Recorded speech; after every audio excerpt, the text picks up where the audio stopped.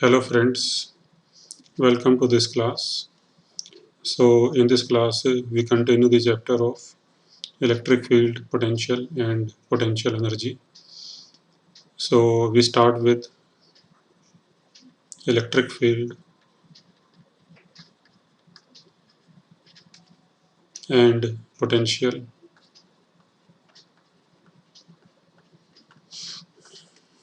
Due to a spherical shell.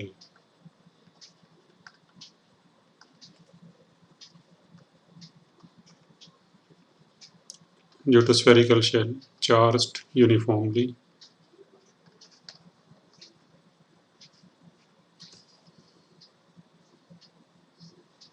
on its surface. तो for example जैसे हमारे पास suppose कोई एक ये स्फेरिकल शेल है of radius r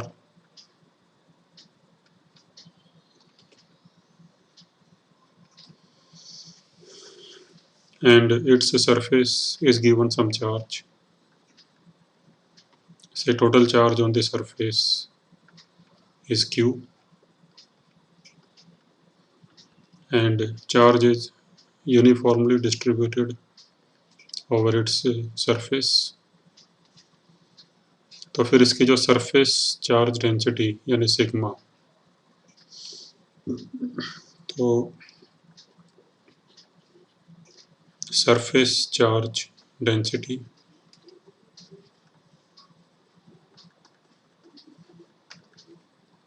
sigma, so that will be total charge per unit area.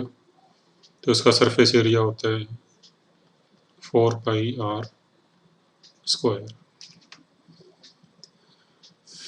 तो अब इसकी वजह से भी हमने इसके बाहर किसी पॉइंट पे यानी at a point outside the sphere और at a point on the surface of the sphere and at a point inside. So we have to find electric field and potential at these points. So first we take outside point.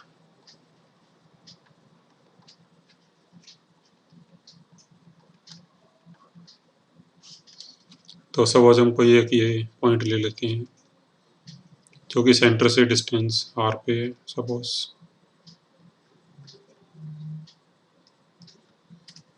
और यहाँ पे small r की value होगी greater than capital R. तो what is electric field and potential at this point. तो suppose यहाँ पे electric field E है, तो पॉजिटिव चार्ज की वजह से इलेक्ट्रिक फील्ड अवे होता है, तो फिर इलेक्ट्रिक फील्ड आएगा रेडियली आउटवर्ड्स. और जो आउटसाइड पॉइंट्स होते हैं उनके लिए हम जो स्फेरिकल चार्जेस होते हैं, स्फेरिकली सिमेट्रिक चार्जेस होते हैं, उनको एक पॉइंट चार्ज मान सकते हैं. यानी फॉर आउटसाइड पॉइंट्स मीन्स अगर हमने आउटसाइड पॉइंट्स पे कुछ फील्ड या पोटेंशियल निकालना है, तो for outside points the spherically symmetric charges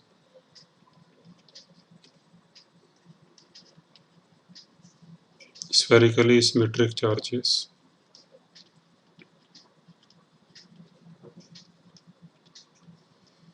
can be taken as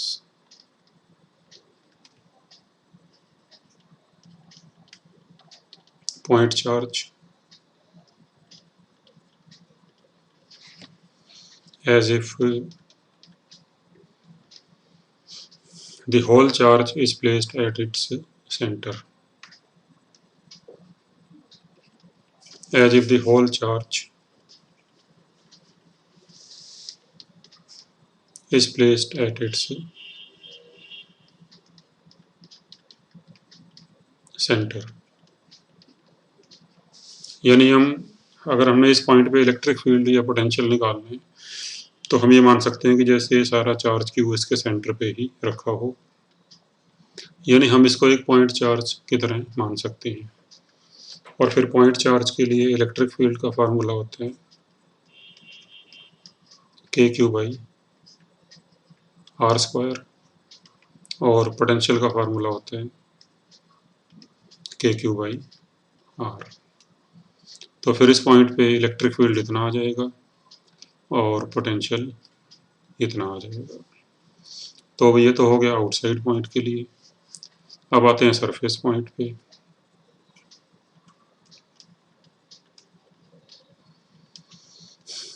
तो एट सरफेस, तो सरफेस के लिए देखो R की वैल्यू कैपिटल R के बराबर हो जाएगी।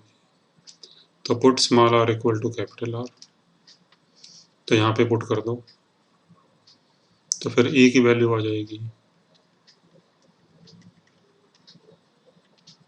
KQ/R², और V की वैल्यू आ जाएगी KQ/R।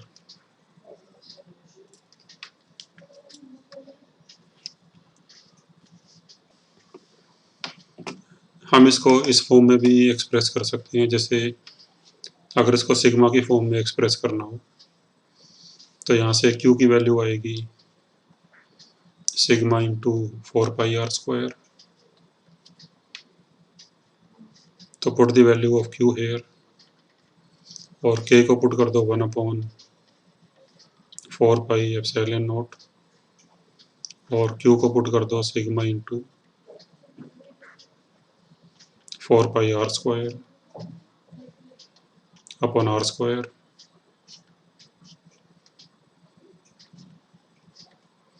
तो यह आ जाएगा सिग्मा अपॉन ε0। और ऐसे ही पोटेंशियल की वैल्यू आएगी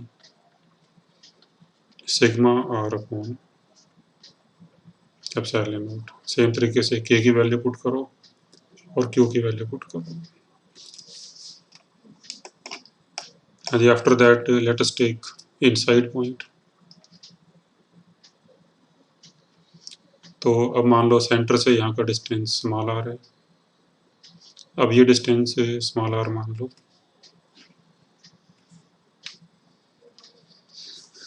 तो अभी एट इनसाइड पॉइंट,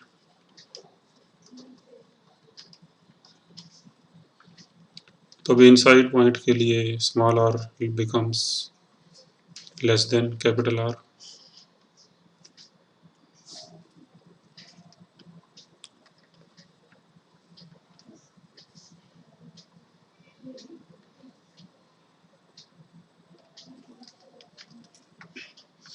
तो अभी अब हमने मतलब इस पॉइंट पे इलेक्ट्रिक फील्ड और पोटेंशियल निकालना है। तो यहाँ पे जो अब इस केस में देखो, अब इनसाइड पॉइंट के लिए हम इसको एक पॉइंट चार्ज नहीं मान सकते, जैसे हमने यहाँ पे माना था कि सारा चार्ज इसके सेंटर पे रखा हो। तो that is only for outside point. तो इनसाइड पॉइंट पे अगर फील्ड निकालना है और चार्ज अगर यूनिफॉर्मली डिस्ट्रीब्यूटेड है तो फिर यहाँ पे इलेक्ट्रिक फील्ड 0 होता है। तो इलेक्ट्रिक फील्ड की वैल्यू आएगी 0। उसका रीजन ये है, देखो जैसे मान लो ये स्फीयर है और हमने यहाँ पे इलेक्ट्रिक फील्ड फाइंड आउट करना है। तो अगर हम स्फीयर के दो पार्ट्स कर दें ऐसे, मतलब एक पार्ट ये वाला और एक पार्ट इधर वाला,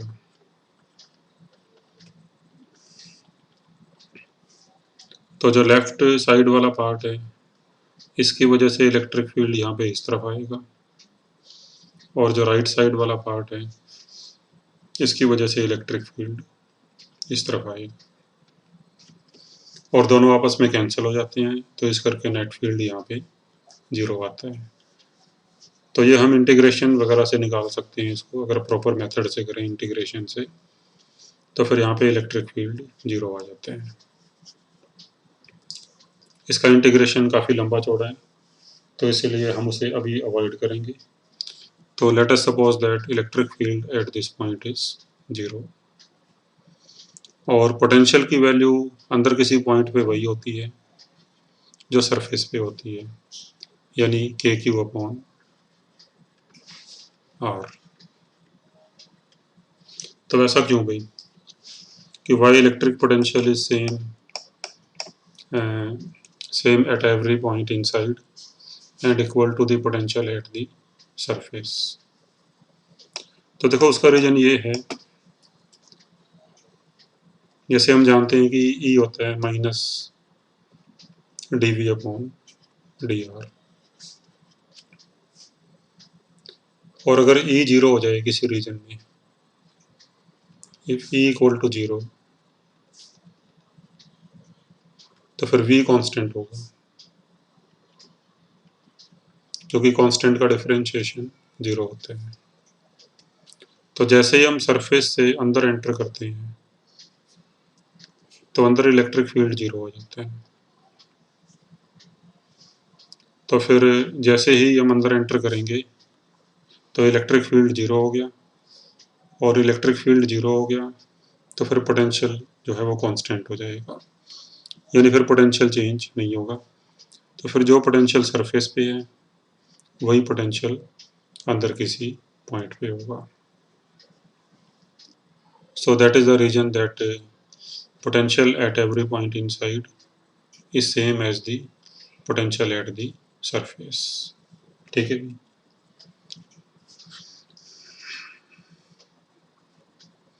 और सेंटर पे भी यही होगा, मतलब एट इनसाइड पॉइंट यानी हर पॉइंट पे, यहाँ पे भी, यहाँ पे भी, यहाँ पे भी, here also, here also, at center also। तो everywhere inside electric field is zero and potential is kq upon r। चलो अब इनका देखते हैं कि अब इनके ग्राफ कैसे बनेंगे, electric field versus distance and potential versus distance.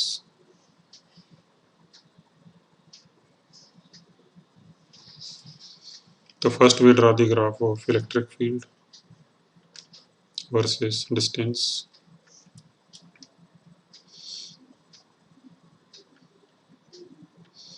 तो भी at center electric field is zero, और सेंटर से लेके सरफेस तक इलेक्ट्रिक फील्ड जीरो है। तो ये ग्राफ ऐसे आएगा, और फिर सरफेस पे आते ही इलेक्ट्रिक फील्ड की वैल्यू हो जाती है K Q by are square.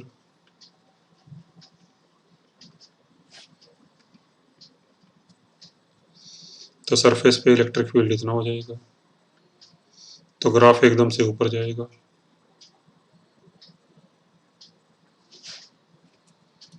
और फिर सरफेस से बाहर आएंगे तो आउटसाइड पॉइंट्स पे इलेक्ट्रिक फील्ड का ये फंक्शन हो जाएगा के क्यू बाई आर स्क्वायर, और आर बढ़ता जाएगा तो ई की वैल्यू कम होती जाएगी, और जब आर इन्फिनिटी हो जाएगा तो ई की वैल्यू जीरो हो जाएगी।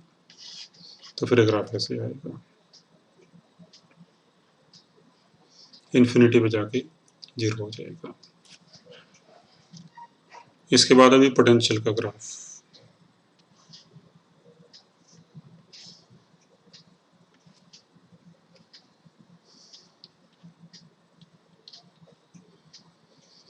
तो ये पोटेंशियल तो सेंटर से लेके सरफेस तक हर पॉइंट पे सेम ही है, इक्वल टू के क्यू बाई आर।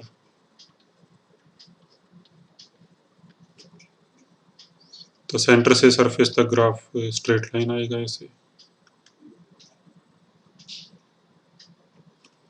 और उसके बाद फिर पोटेंशियल कम होता जाएगा अकॉर्डिंग टू दिस फार्मूला, के क्यू बाई आर, आर बढ़ता जाएगा तो पोटेंशियल कम होता जाएगा, और इन्फिनिटी पे पोटेंशियल जीरो हो जाएगा। तो फिर ये ग्राफ है, तो at infinity potential becomes zero। So these are the graphs for electric field and potential versus distance। तो एक बार फिर से देख लो इनको कि आउटसाइड पॉइंट पे इलेक्ट्रिक फील्ड के क्यू बाई आर स्क्वायर और पोटेंशियल के क्यू बाई आर, और सरफेस पे के Q by capital R square and potential के क्यू बाई कैपिटल आर, और अंदर के पॉइंट्स पे इलेक्ट्रिक फील्ड 0 हो जाता है और पोटेंशियल अंदर के पॉइंट्स पे वही होता है जो सरफेस पे होता है। अब इस पे जैसे एक दो न्यूमेरिकल देखते हैं। सपोज ये कोई दो कंसेंट्रिक स्फेरिकल शेल्स हैं of radius r1 and r2. Suppose the inner shell is given total charge q1 and outer shell is given total charge q2. So find the potential, say at this point, which is at a distance of r from the center. तो यहाँ पे कितना potential होगा? What is potential at point P? तो देखो potential जब निकालेंगे point P पे तो we find potential at point P due to Q1 as well as due to Q2, फिर दोनों को ऐड कर देंगे तो नेट पोटेंशियल आ जाएगा। तो पोटेंशियल एट पॉइंट P, अगर हम Q1 की बात करें तो Q1 की वजह से कितना होगा? तो फिर जो चार्ज Q1 है यानी जो अंदर वाला स्फीयर है उसके लिए पॉइंट P आउटसाइड पॉइंट है, तो फिर Q1 की वजह से जब पोटेंशियल निकालोगे तो फिर जो आउटसाइड पॉइंट पे फार्मूला होता है यानी के क्यू बाई आर, तो फिर ये फार्मूला लग जाएगा। तो क्या, तो फिर कितना आएगा? तो Q की जगह पे Q1 आ जाएगा, तो ये आ जाएगा के Q1 अपॉन आर। अब Q2 की वजह से निकालते हैं। अब जो Q2 वाला चार्ज है यानी जो आउटर स्फीयर है उसके लिए ये अंदर का पॉइंट है, ये इनसाइड पॉइंट है।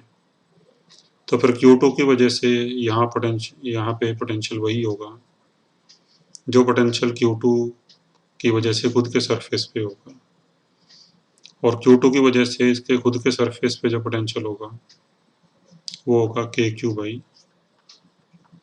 To by R two. Using this formula surface का पोटेंशियल होता है के क्यू बाई आर। तो Q की जगह पे Q2 आ जाएगा और इसकी रेडियस है R2, तो के क्यू टू अपॉन R2। तो यही पोटेंशियल Q2 की वजह से पॉइंट P पे होगा, तो इसमें ऐड कर देंगे तो के क्यू टू अपॉन R2। ठीक है भी, तो ये आ जाएगा potential at point P। Similarly अगर मैं इसमें पूछूं आपसे कि what is potential at the centre, what is potential at point O। अब जो पॉइंट O है वो दोनों के लिए ही अंदर का पॉइंट हो गया, तो फिर दोनों के लिए अंदर इनसाइड पॉइंट वाला फार्मूला लग जाएगा। तो फिर Q1 की वजह से पोटेंशियल आएगा पॉइंट O पे के Q1 अपॉन R1, और Q2 की वजह से आएगा K Q2 upon R2। So this is potential at point O। हाँ जी, नेक्स्ट पॉइंट है electric field and potential due to uniformly charged sphere. तो भी सपोज अब हमारे पास एक ये कोई स्फीयर है जिसके वॉल्यूम को हमने पूरे चार्ज से भरा हुआ है and total charge inside is Q। तो फिर इसके जो वॉल्यूम चार्ज डेंसिटी है, अब यहाँ पे चार्ज वॉल्यूम में भरा हुआ है तो फिर यहाँ पे आएगी वॉल्यूम चार्ज डेंसिटी यानी सपोज रो। तो ये हो जाएगी चार्ज पर यूनिट वॉल्यूम।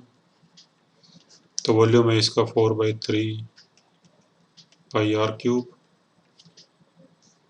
तो यहाँ से रो की वैल्यू आ जाएगी 3Q upon 4 pi are cube. तो अब हमने इसकी वजह से बताना है कि आउटसाइड पॉइंट पे सरफेस पे और अंदर किसी पॉइंट पे कितना इलेक्ट्रिक फील्ड और पोटेंशियल होगा। तो देखो अभी आउटसाइड पॉइंट के लिए तो अगेन हम इसको एक पॉइंट चार्ज मान सकते हैं, जैसे कि सारा चार्ज इसके सेंटर पे ही रखा हो। तो फिर आउटसाइड और सरफेस पॉइंट के लिए रिजल्ट पहले वाले ही आएंगे। तो आउटसाइड पॉइंट के लिए यानी r greater than r, तो again we can assume it to be a point charge placed at its center. तो we get same formula kq by small r square and potential is kq by r।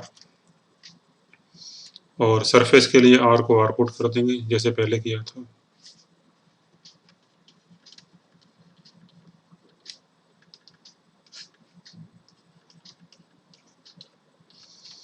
तो surface के भी result पहले वाले आ जाएंगे। तो E equal to kq by capital R square and V equal to kq by capital R। अब बात अभी अंदर वाले पॉइंट की। अब अंदर वाले पॉइंट्स पे अब यहाँ पे क्या फील्ड और पोटेंशियल होगा, तो वो थोड़ा पहले से डिफरेंट होगा। तो सपोज अब eight inside point,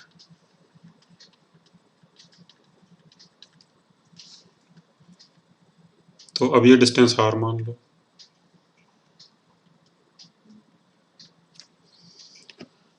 now how to find electric field at this point. तो पहली बात तो भी यहाँ पे इलेक्ट्रिक फील्ड इस तरफ होना चाहिए, अवे फ्रॉम सेंटर। तो अगर हम एक स्फीयर ड्रा करें रेडियस स्मॉल r का, इसको सेंटर मान के, तो हमने इस पूरे स्फीयर के दो पार्ट्स कर लिए। तो एक ये वाला part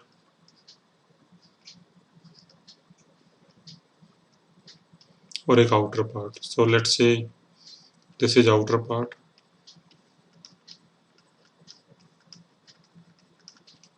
and this is inner part.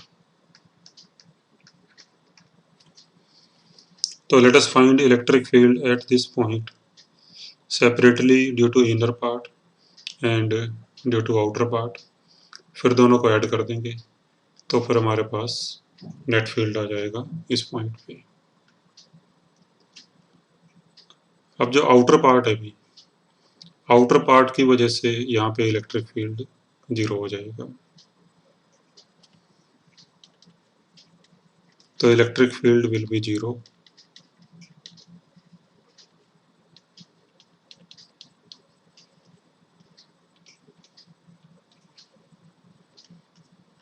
Due to outer part.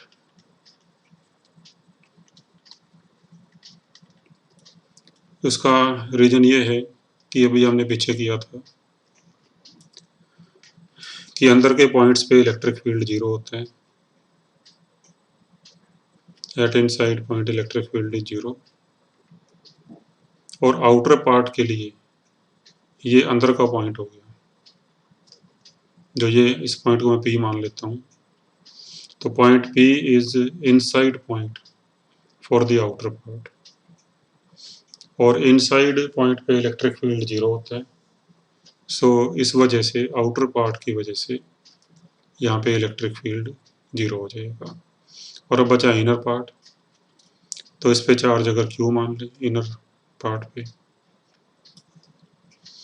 तो इनर पार्ट के लिए पॉइंट P सरफेस का पॉइंट हो गया। तो for inner part P is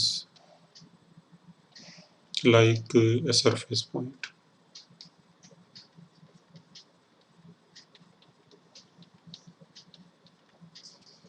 और सरफेस पे इलेक्ट्रिक फील्ड का ये फार्मूला होता है KQ by R square बस कैपिटल क्यू की जगह पे स्मॉल क्यू आ जाएगा और कैपिटल आर की जगह पे स्मॉल आर आ जाएगा।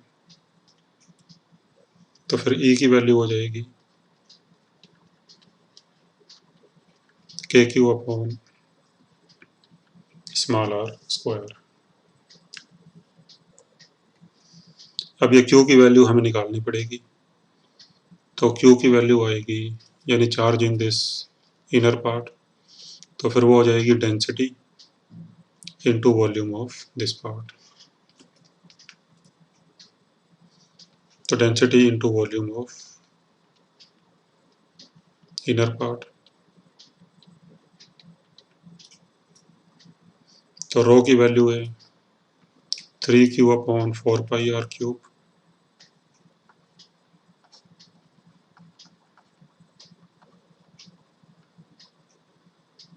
और इसका वॉल्यूम हो जाएगा 4/3 pi small are cube.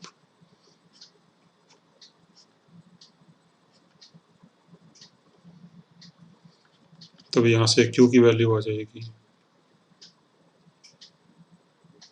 Q R cube upon R cube. अब ये q की वैल्यू यहाँ पे रख दो,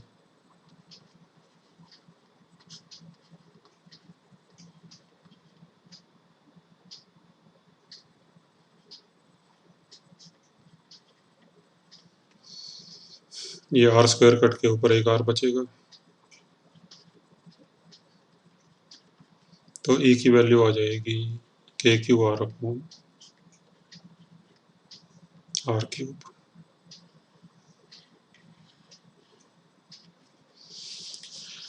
So this is the formula for electric field at any inside point। और सरफेस पे सॉरी सेंटर पे निकालें अगर,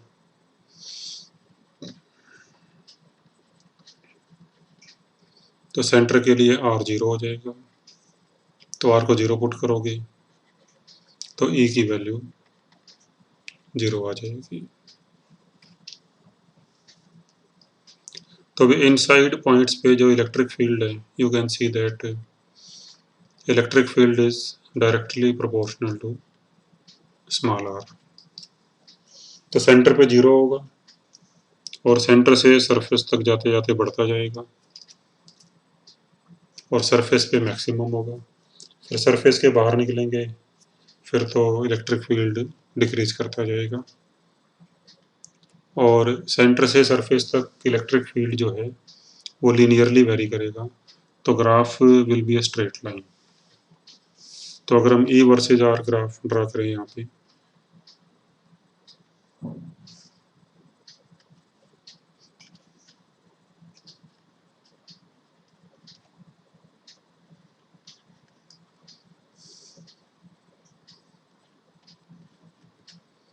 तो सरफेस पे इलेक्ट्रिक फील्ड होता है K Q by are square,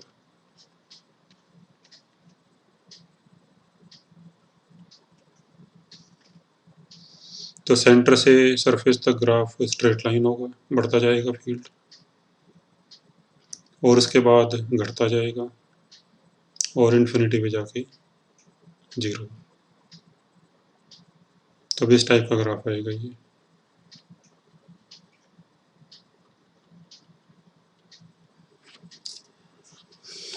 सो अच्छा, अभी आप इसको एक फॉर्म में और लिख सकते हो, अगर डेंसिटी की फॉर्म में लिखना हो हमने इसको, जैसे ई इक्वल टू कितना आया,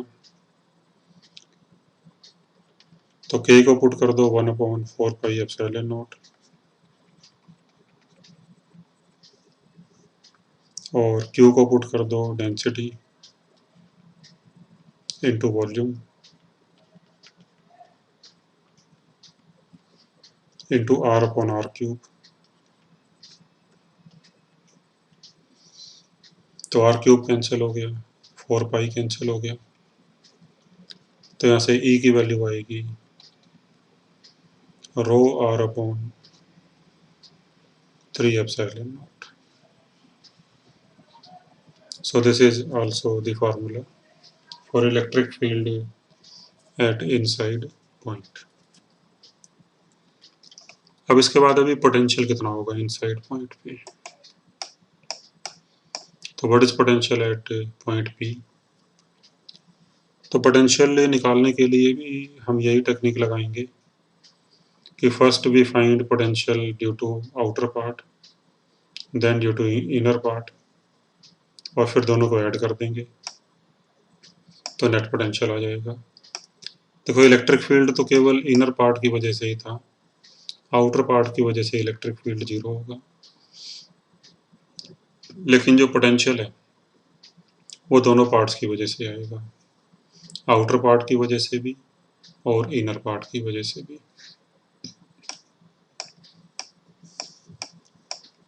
तो let us see how to find it.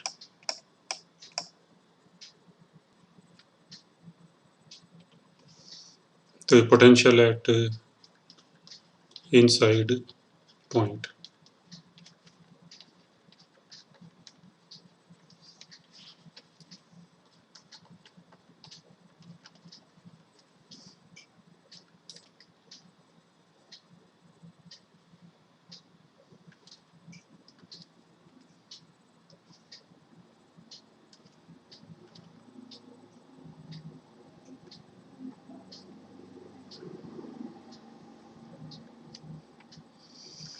तो अभी हमने स्फीयर के दो पार्ट्स कर लिए।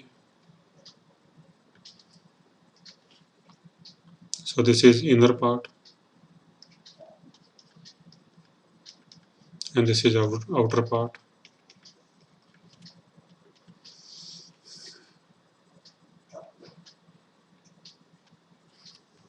तो भी सपोज जो इनर पार्ट है इसकी वजह से यहाँ पोटेंशियल V1 है और आउटर पार्ट की वजह से पोटेंशियल V2 है। तो फिर नेट पोटेंशियल पॉइंट P पे आ जाएगा V1 प्लस V2। और जो इनर पार्ट है भी उस पर चार्ज Q था और Q की वैल्यू थी QR³ R³। तो भी इनर पार्ट के लिए तो ये एक सरफेस पॉइंट होगा और सरफेस पे जो फार्मूला होता है पोटेंशियल का वो होता है KQ/R।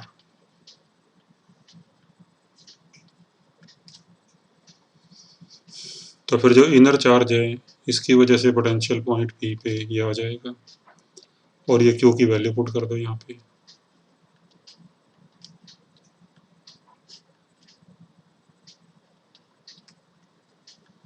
तो R से ये कैंसिल तो पावर 2 बचेगी। तो भी V1 की वैल्यू आ जाएगी KQ/R² अपॉन R³।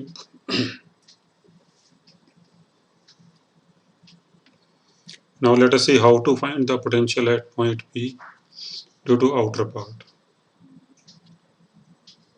तो फिर इसके लिए हमें इंटीग्रेशन करना पड़ेगा। तो कैसे? तो let us take a thin spherical shell of radius x and thickness dx। तो हमने कोई एक स्फेरिकल शेल ले लिया, रेडियस x और थिकनेस dx का, और मान लो इसके अंदर चार्ज dq है।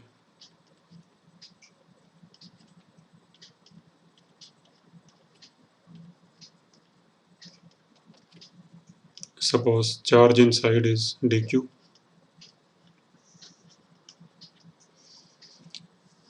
तो first we find potential at point P due to this charge dq and then integrate it over the outer part।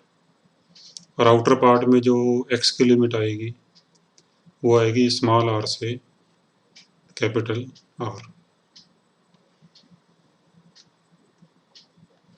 तो लिमिट ऑफ x जब लेंगे तो वो लिमिट आएगी small r to capital R, क्योंकि जो आउटर पार्ट है वो स्मॉल r से कैपिटल R के बीच में है। और जो चार्ज dq है इसको हम एक होलोस्फेरिकल शेल मान सकते हैं, और होलोस्फीयर की के लिए फार्मूले हम पहले कर चुके हैं।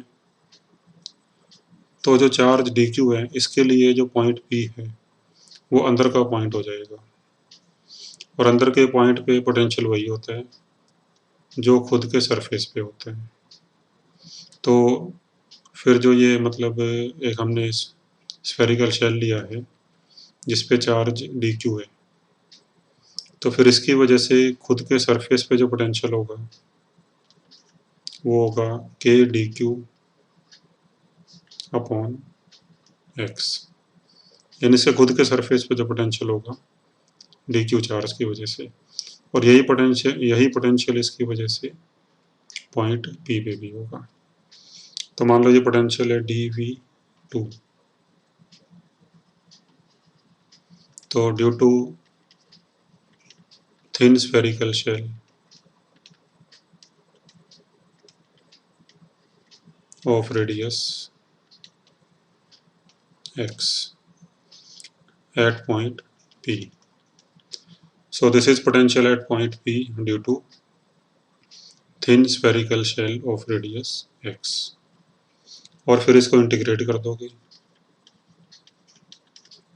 तो ये टोटल पोटेंशियल आ जाएगा आउटर पार्ट की वजह से पॉइंट P पे।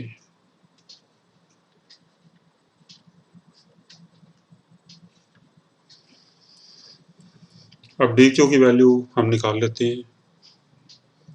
तो डी क्यू की वैल्यू निकालने के लिए पहले इसका वॉल्यूम निकाल लेते हैं।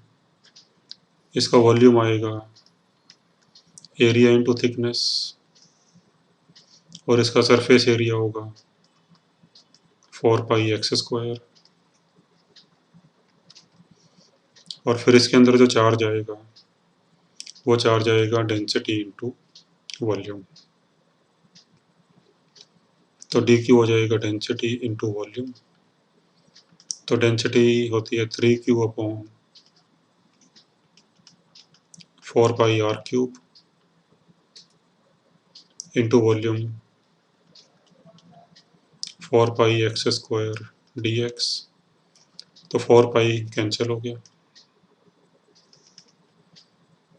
तो आएगा 3Q upon r³ into x²dx, और फिर यहाँ पे डी क्यू की वैल्यू पुट कर दो।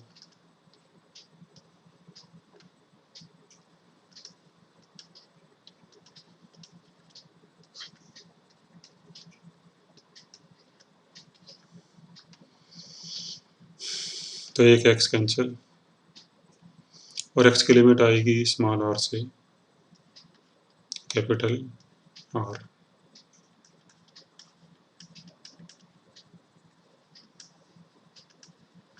इसमें 3KQ अपॉन r³ ये इंटीग्रेशन से बाहर आ जाएगा, और अंदर बचेगा integral x dx,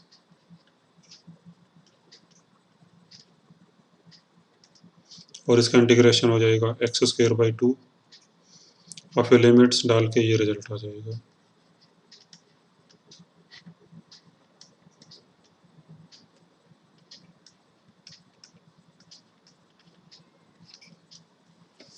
So this is potential at point P due to outer part and this is due to inner part। अब दोनों को ऐड कर देंगे तो फिर नेट पोटेंशियल आ जाएगा।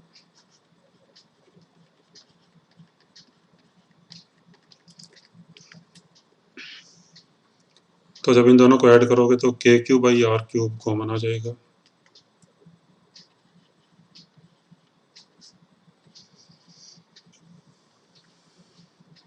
और अंदर बचेगा r² plus 3/2 r² minus r²।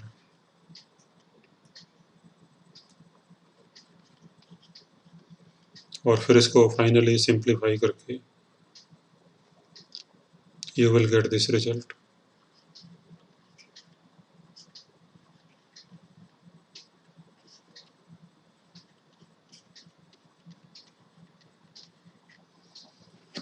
So this is the potential at any inside point.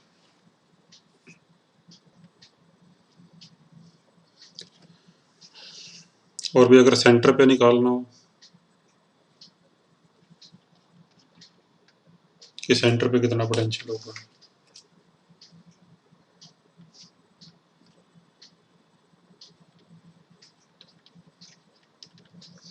तो सेंटर के लिए आर को 0 पुट कर दो, तो सेंटर पे पोटेंशियल आ जाएगा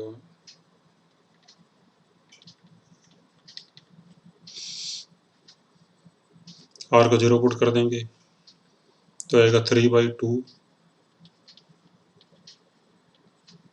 KQ/R।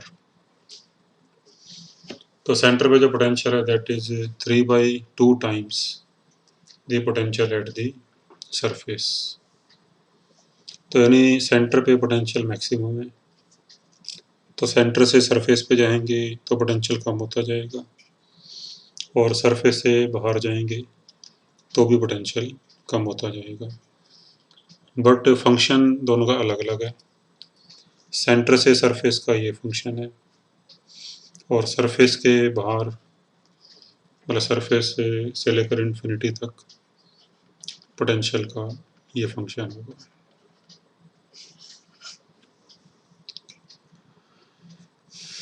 अब इसका ग्राफ देखते हैं कैसे बनेगा, V वर्सेस R ग्राफ कैसा बनेगा।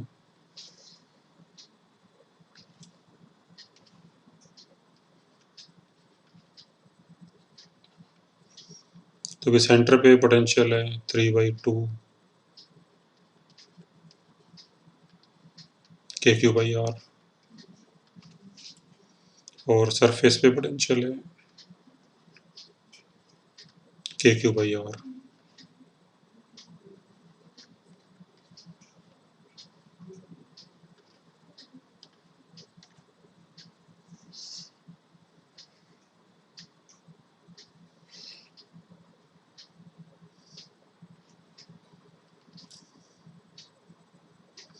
तो फिर एक पॉइंट ये हो गया और एक पॉइंट ये वाला हो गया। देखो सरफेस के बाहर तो जैसे ग्राफ पहले आया था वैसे ही आएगा, यानी इस तरह से आएगा। अब सेंटर पे पोटेंशियल इतना है और सरफेस पे इतना है, तो अब ग्राफ इन दोनों पॉइंट्स के बीच आएगा, तो ग्राफ किस टाइप का आएगा। तो देखो इक्वेशन से हमें पता चल रहा है कि ग्राफ किस टाइप का आएगा। तो यहाँ पे -r² है, यानी r की पावर 2 है। तो ग्राफ फिर जो होगा, पहली बात तो ग्राफ होगा पैराबोलिक, क्योंकि यहाँ पे r का स्क्वायर है। तो graph between these 2 points will be parabolic.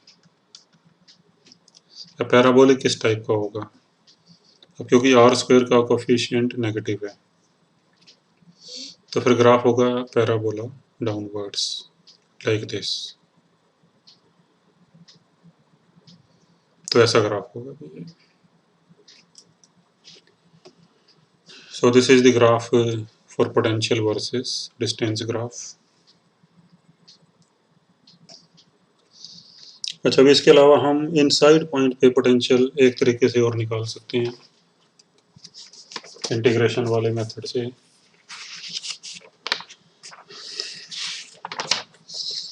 तो अब है भी alternate method to find potential at inside point.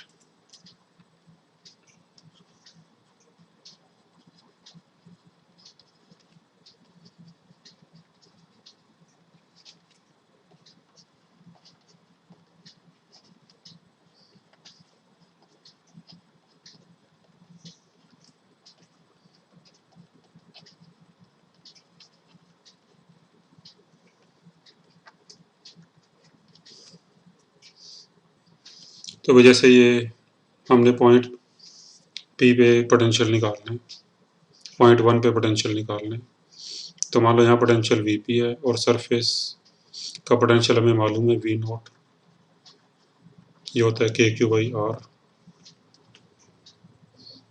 तो अगर हम 1 से 2 तक इंटीग्रेट कर दें, मतलब we apply this formula, V2 minus V1 is equal to minus E dr from R1 to R2। ये फार्मूला हमने पहले किया हुआ है। तो हमने पॉइंट 1 मान लिया Vp और पॉइंट 2 मान लिया V नॉट। तो फिर हमें पॉइंट 2 का पोटेंशियल मालूम है और हमने पॉइंट 1 का पोटेंशियल निकालना है। और E की वैल्यू अंदर के पॉइंट पे ये होती है KQR अपॉन R क्यूब, अभी हमने निकाली थी।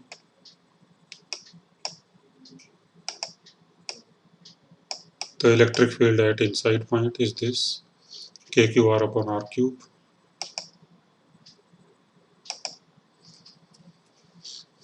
तो फिर E की ये वैल्यू पुट कर देंगे यहाँ पे, और V2 हमें मालूम है, that is KQ by capital R, और V1 VP के बराबर, और E की ये वैल्यू पुट कर दो।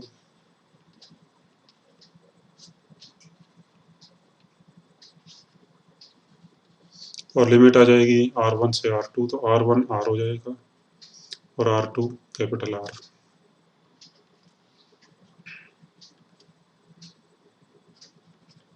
तो भी इस इंटीग्रेशन को सॉल्व करके तो यहाँ से भी VP की जो वैल्यू आएगी, वो जो पहले वैल्यू आई थी वही वाली आ जाएगी, KQ upon 2R cube into 3R square minus R square. इसमें KQ बाई R क्यूब को बाहर ले लोगे और फिर इसका इंटीग्रेशन आ जाएगा R square by 2, limit put कर दोगे और फिर VP की ये वैल्यू आ जाएगी। इसके बाद भी नेक्स्ट पॉइंट है self energy of hollow spheres and solid spheres। तो first we take hollow sphere।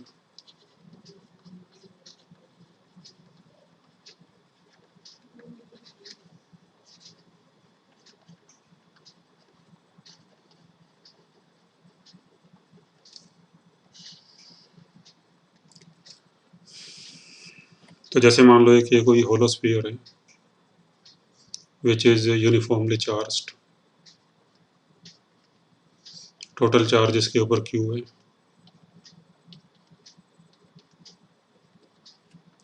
तो what is it's self energy,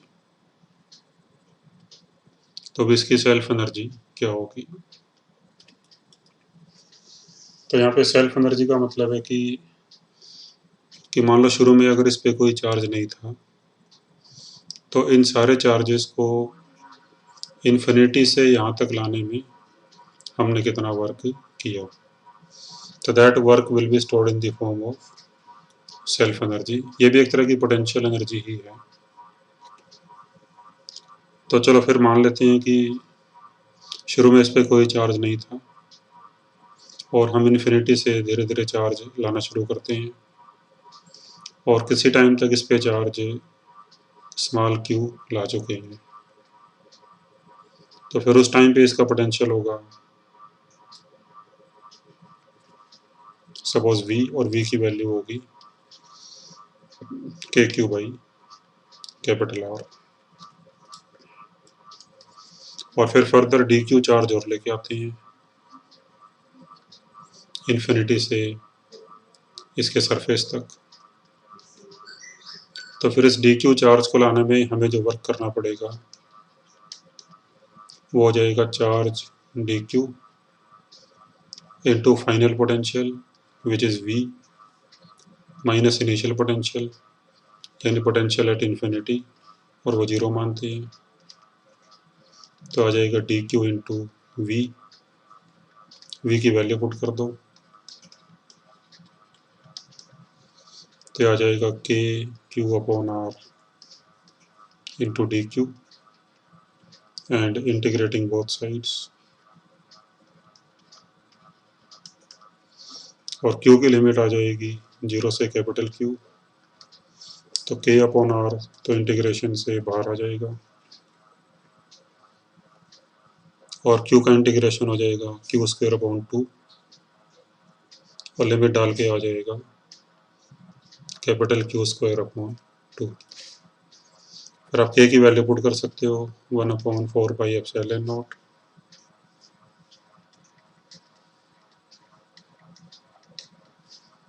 And this work will be stored in the form of potential energy। तो U हो जाएगा Q square upon 8 पाई epsilon naught R।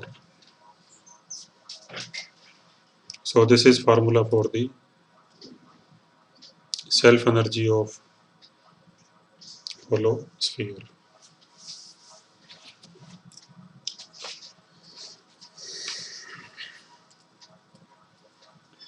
इसके बाद अभी self energy of solid sphere. तो अभी एक यूनिफॉर्मली चार्ज्ड स्फीयर है, तो we have to find its self energy. तो सपोज इसमें टोटल चार्ज है Q, तो इसकी वॉल्यूम चार्ज डेंसिटी होगी 3Q/4πr³। तो इसमें भी कंसेप्ट वही है कि मान लो शुरू में इसमें कोई चार्ज नहीं था और फिर इन्फिनिटी से इस पूरे चार्ज को इसमें डिपॉजिट करने में हमें जो वर्क करना पड़ेगा तो वो वर्क हो जाएगी इसकी पोटेंशियल एनर्जी।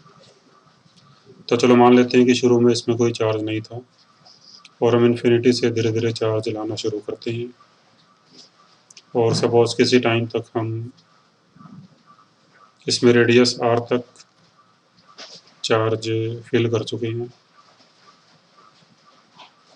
तो फिर up to radius small r जो चार्ज आएगा इसमें Q, तो वो आ जाएगा डेंसिटी इनटू वॉल्यूम। तो रो की वैल्यू पुट कर दो यहाँ पे, तो ये आ जाएगा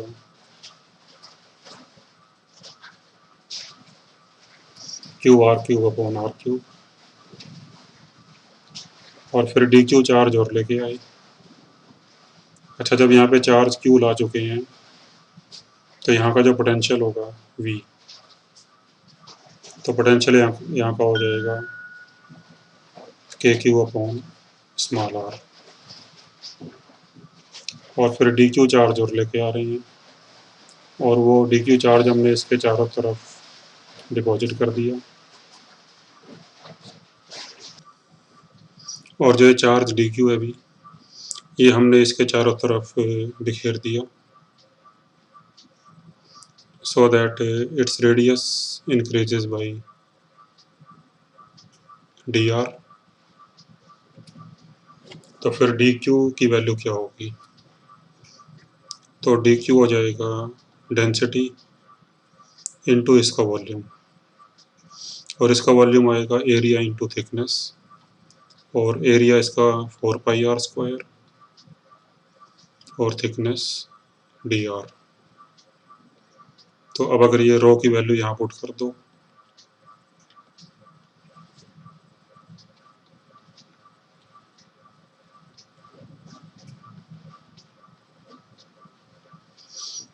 तो 4 pi cancel,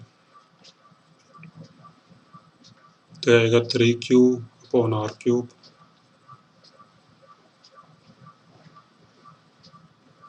into r² dr। बाकी DQ आप यहाँ से भी निकाल सकते हो, जैसे अगर इसको डिफरेंशिएट कर दें हम विद रिस्पेक्ट टू R, तो Q का डिफरेंशिएशन हो जाएगा DQ/dr और इसका हो जाएगा Q/r³ कांस्टेंट, तो आएगा 3r²। r³ का हो जाएगा 3r²। फिर dr को उस तरफ ले जाओ तो DQ आ जाएगा 3Q/r³ इंटू r² dr। तो DQ हम ऐसे भी निकाल सकते हैं और ऐसे भी निकाल सकते हैं और फिर इस DQ चार्ज को लाने में जो हमें वर्क करना पड़ेगा dW, तो वो हो जाएगा charge into final potential minus initial potential जो कि इन्फिनिटी पे 0 होगा, और अब ये V की वैल्यू पुट कर दो।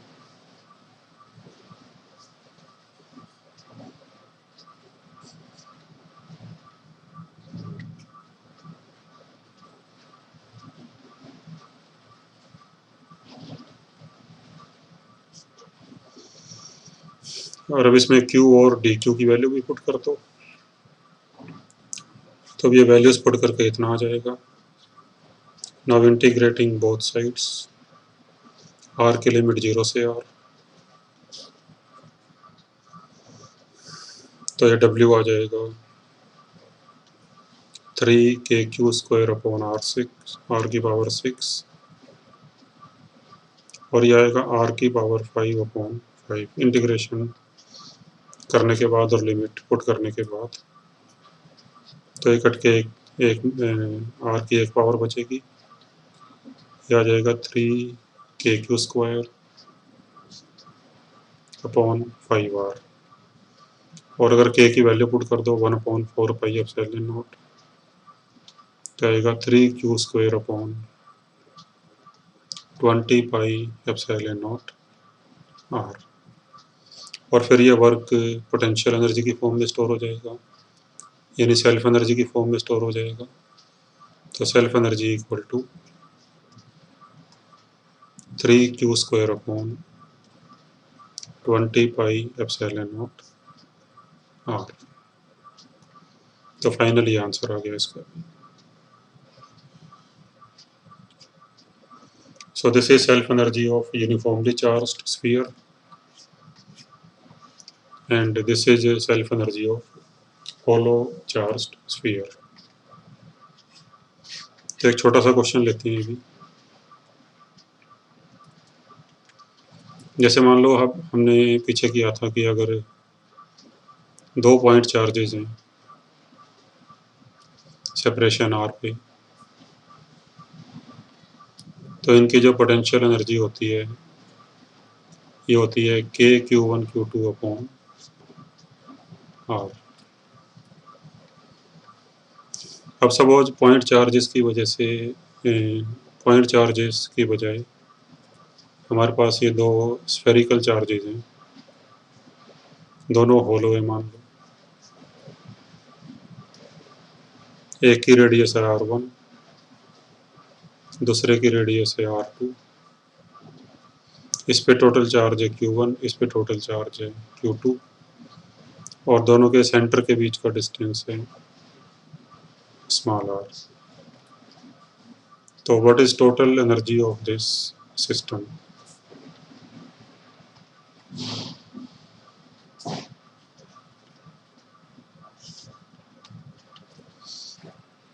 तो देखो इसमें जो टोटल एनर्जी जब निकालेंगे तो एक तो होगी इनकी अपनी अपनी सेल्फ एनर्जी,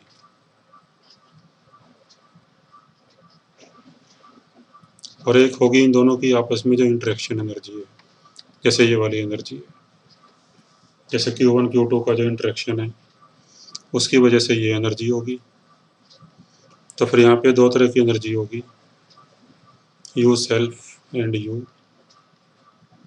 इंटरेक्शन। तो इसकी सेल्फ एनर्जी हो जाएगी Q1² upon 8 pi epsilon not R1, अगर ये होलो स्फीयर है, और इसकी सेल्फ एनर्जी हो जाएगी Q2² upon 8 pi epsilon not R2, मतलब इस वाले फार्मूले से। और इनकी जो इंटरेक्शन एनर्जी है वो फिर इस फार्मूले से आ जाएगी, यानी 1/4 pi epsilon not Q1 Q2 upon R। तो फिर ये होगी total energy of this system. अच्छा, अब यहाँ पे हमने जब ये एनर्जी निकाली थी पहले, तो ये हमने केवल इंटरेक्शन एनर्जी निकाली थी, तो यहाँ पे सेल्फ एनर्जी हमने नहीं ली थी, क्योंकि अगर हम पॉइंट चार्ज को देखें तो पॉइंट चार्ज की रेडियस 0 होती है। तो r अगर 0 पुट करें तो फिर u इन्फिनिटी आएगा, यानी फॉर अ पॉइंट चार्ज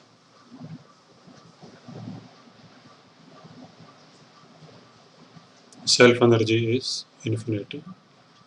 क्योंकि उसका रेडियस 0 होगा तो सेल्फ एनर्जी इन्फिनिटी हो जाएगी, जो कि पॉसिबल नहीं है, यानी practically we can not make a point charge.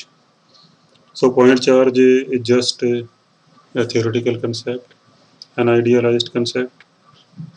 So otherwise practically it is not possible to make the point charge. तो फिर इसी करके हमने जो पॉइंट चार्जेस की अपनी अपनी सेल्फ एनर्जी है वो हमने यहाँ पे नहीं ली, क्योंकि वो तो कांस्टेंट ही रहेगी, वो चेंज नहीं होगी। तो this was only the interaction energy of the both the point charges. तो अभी अब हमारा जो ये चैप्टर है इलेक्ट्रिक फील्ड और पोटेंशियल एनर्जी वाला, इसकी बेसिक थ्योरी कंप्लीट हो गई है।